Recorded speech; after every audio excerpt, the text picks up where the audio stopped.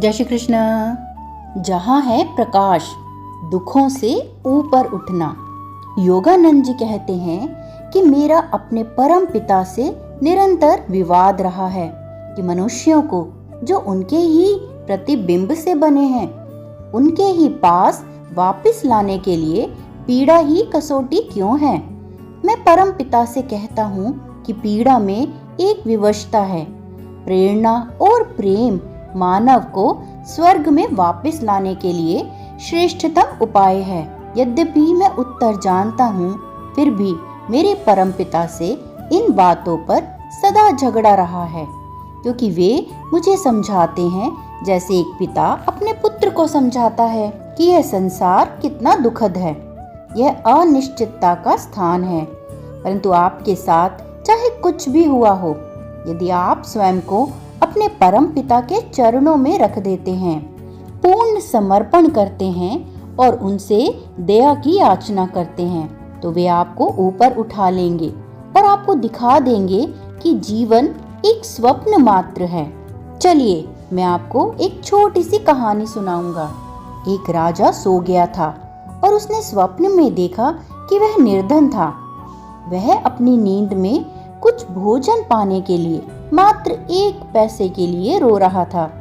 अंततः रानी ने उसे जगाया और कहा, आपको क्या हो रहा है?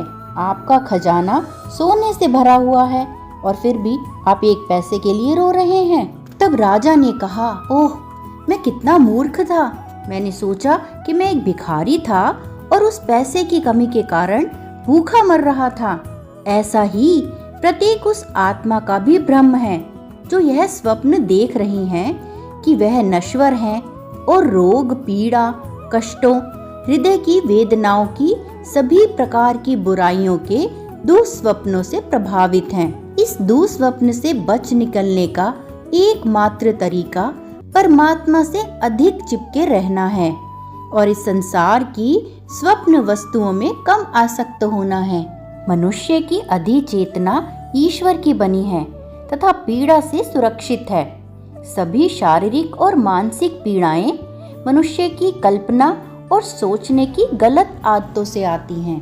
आप और भी अधिक अगर मानसिक शक्ति रखें, ऐसी मानसिक शक्ति को विकसित करें कि चाहे कुछ भी हो जाए, आप जीवन की किसी भी स्थिति का साहसपूर्ण सामना करते हुए बिल्कुल भी विचलित ना हो।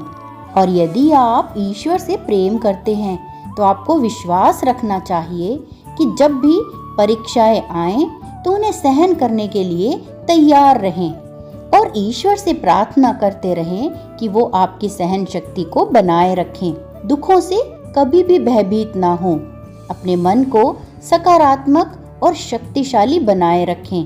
आपका आंतरिक अनुभव ही सबसे महत्वपूर्ण है। कुछ लोग अपने सभी दुखों को जो उन्होंने झेले थे बार बार स्मरण करते हैं। जैसे जो ऑपरेशन 20 साल पहले हुआ था, उसकी पीड़ा कितनी भयानक थी। वे बार बार उस रोग की चेतना को पुनः जीवंत कर लेते हैं।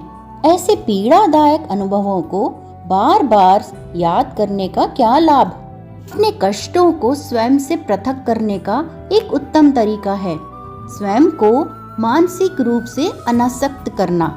पीड़ा या दुखों को उनसे अलग होकर एक दृष्टा की तरह देखना और उन्हें सॉल्व करने का उपाय ढूंढना।